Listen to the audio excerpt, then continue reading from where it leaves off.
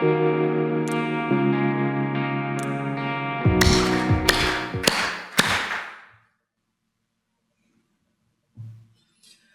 140th anniversary of Oya-sama will be held on January 26th at the Jiba. We do not observe Oya-sama's anniversaries to merely recall the day that she shortened her natural term of life by 25 years and withdrew from physical life. At the autumn grand service last year, the Shinbashira stated, quote, "An anniversary of Oya-sama represents a knot or a crucial juncture where we children are urged by parental love to be decisive. As we prepare to observe the upcoming anniversary, we will do well to, just as our predecessors strove to, respond to the intention of the parent who have been nurturing and guiding us through this knot with boundless parental love. Such is the significance of observing an anniversary of Oya-sama," unquote. On January 26, 1887, Oya-sama shortened her natural term of life by 25 years, withdrawing from physical life, in order to encourage the spiritual growth of us human beings. Even now, she continued to work at the forefront of world salvation, just as when she was still physically present. When we observe Oya-sama's anniversary, we must respond to her parental love by showing her how much we have grown spiritually, by presenting Oya-sama with our more spiritually mature self.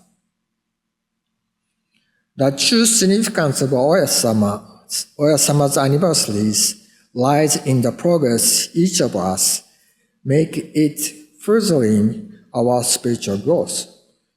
Taking this anniversary as an opportunity, we are being called to set a firm directions in our daily lives of faith and put that into practice.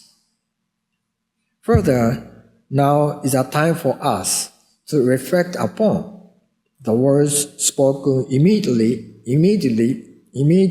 after Oya-sama withdrew from physical life, that the parent will, quote, "step out and save the world from now," unquote. It is also the time for us renew our pledge to practice the teaching in accordance with Oya-sama's intention.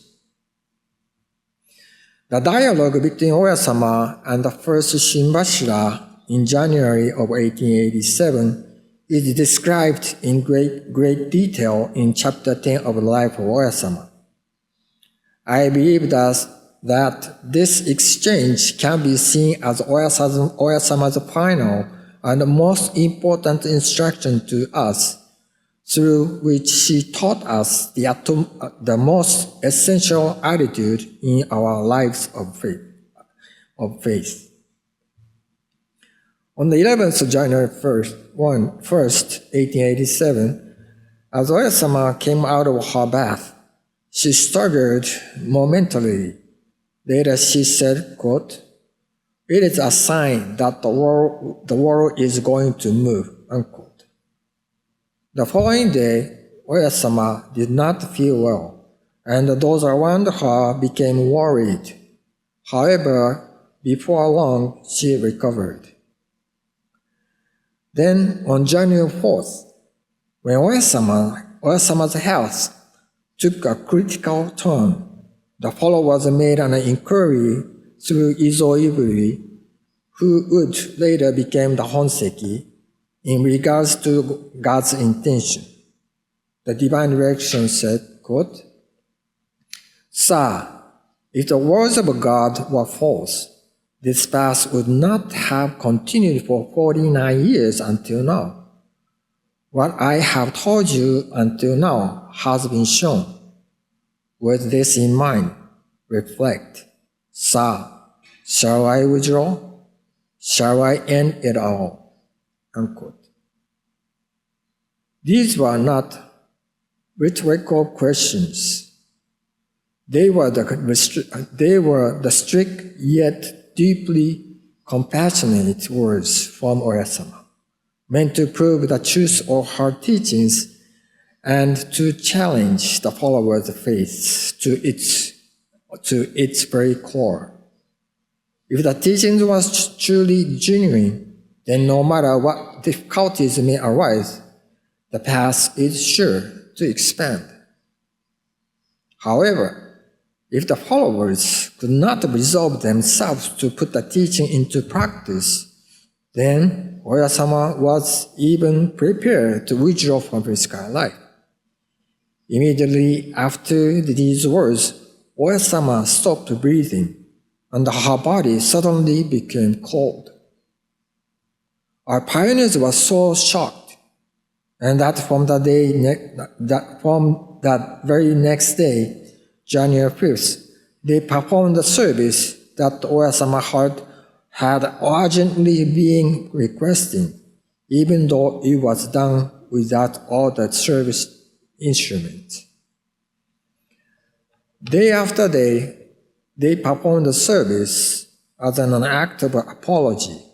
However, out of fear of the police, these services were conducted secretly, late at night, with the gates closed. From our perspective today, these actions may feel insufficient, and we might wonder why they didn't just perform the service openly and confidently. Yet, when we consider the service persecution of when we consider the severe persecution of that time, we can see that for our pioneers, this was the best spiritual resolution that they could make, and an act of faith carried out at the risk of their own lives. On January 9th, Oyasama said, quote, "Sa, do you think that I have become feeble with age, or that I am having difficulty because of illness? I am not ill, nor am I feeble. I have taught you completely step by step, ponder over it well." Unquote. With these words, Oyasama taught that her physical condition was not due to any sickness nor weakening. Rather, it was a divine urging from God the Parent, an urgent call to hasten the performance of the service, and ultimately to encourage the spiritual goals for humankind.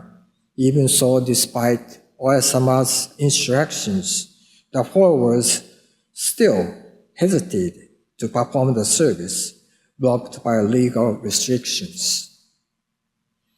At around 3 a.m. on January 13th, the first Shinbashira went directly to Oyasama to seek her guidance.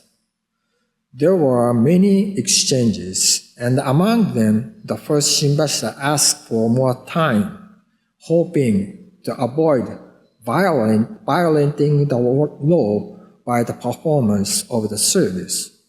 In response, Oyasama said, quote, "Sa, because Tsukihi exists, the world exists. Because the world exists, things exist. Because things exist, your bodies exist. Because your bodies exist, law exists. Although the law exists, the result of your minds is primary." Unquote. Here, Oyasama carefully taught that above all else, what matters most is to resolve one's mind. Even our daily lives today, we may struggle between the teaching of God the Parent and the customs or laws of society. Through this divine direction, Oyasama clearly showed us where we should place the standard of our faith. Our faith does not rely on worldly common sense. Rather, it relies on firmly resolving our minds and entrusting ourselves to God the Parent. Later, when the first Shinbashi asked, quote, "Will you grant us your divine protection?" Oyasama replied, "Sasa, you have to purchase my sincerity. Purchase my sincerity with your own sincerity." Unquote. With these words, Oyasama taught that in order for us to receive divine protection, we human beings must first do everything we can with sincere minds. In other words, resolving one's mind firmly is primary. God the Parent's blessings are not something given just because we pray or wish for it. It is only received when a worthy price is paid. That is, our unshakable spiritual resolutions. On January 26, 1887, Oyasama accepted the spiritual resolution of our pioneers, who courageously performed the service without fearing the police. Oyasama listened with great satisfaction to the sounds of the service instruments. Then, after the final verse of Song 12 was completed, she withdrew from physical life. Our pioneers performed the service at the risk of their lives, praying earnestly for Oyasama's recovery. Yet, contrary to their hopes, Oyasama withdrew from physical life. We can only imagine the sorrow they must have felt. Why did Oyasama withdraw from physical life? I believe the answer can be found in this divine direction. Quote, "The Parent will step out and save the world from now." Unquote. By casting aside the human form of Miki Nakayama, Oyasama was no longer subject to repeated arrest nor interference by the authorities. Thus, she created an environment in which we human beings could freely perform the service for world salvation without fear. Even without her human form, Oyasama remains ever living today, watching over us and continuing to work at the forefront of world salvation. This parental love overlaps with the teaching of the truth of origin found in chapter 3 of the Doctrine of Tenrikyo.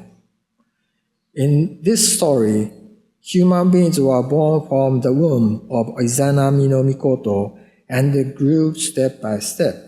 When human beings were born from the third time and had grown to 4 inches in height, Izanami no Mikoto said, quote, "Now that they have grown so tall, in time they will reach the height of a human being 5 feet tall." And with a smile, she withdrew from physical life. Unquote.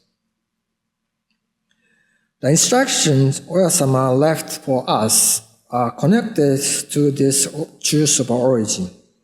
I believe that Oyasama listened with contentment to the cheerful sound of the service instruments because she had accepted the sincerity of our pioneers, who had overcome their fear of the authorities and who resolved to perform the service.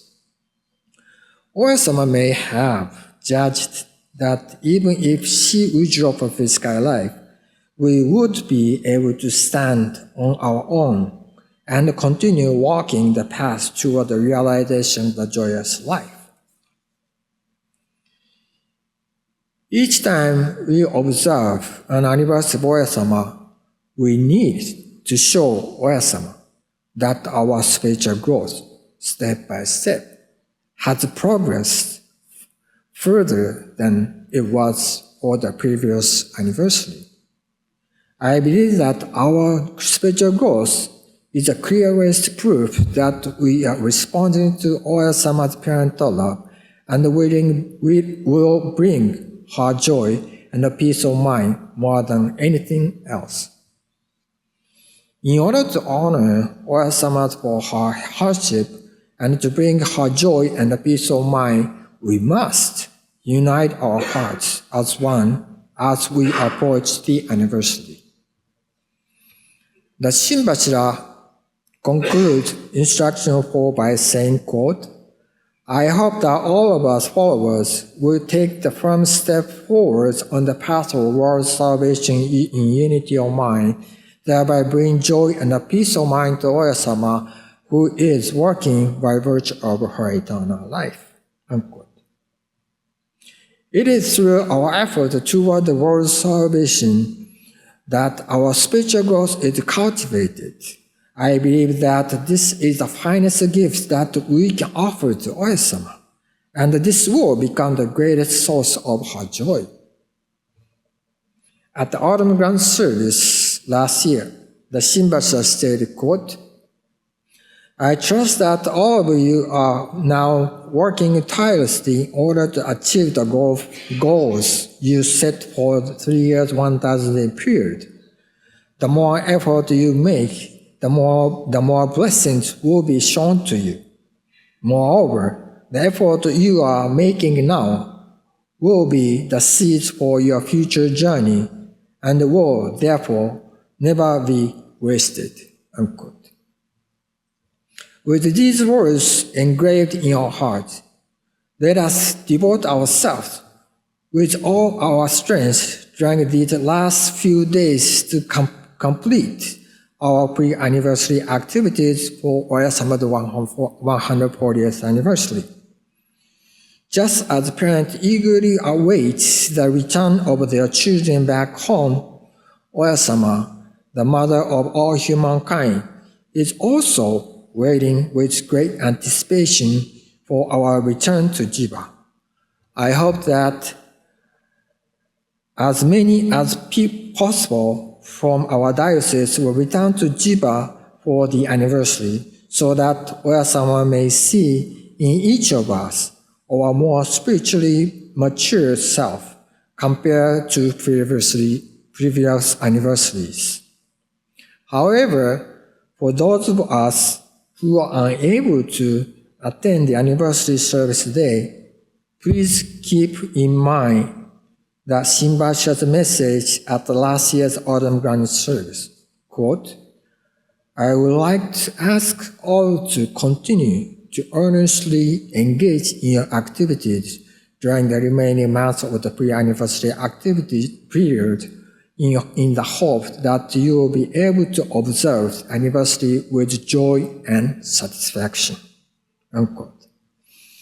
With these words in your heart, on the day of the anniversary, I hope that we will become it with joy and satisfaction, knowing that we have exerted our utmost toward our pre-anniversary activities. And if possible, I sincerely hope that during this year, you will return to Jiba and that you will directly present yourself before Oya-sama at the Founder's Sanctuary as a Yoboku who has grown spiritually.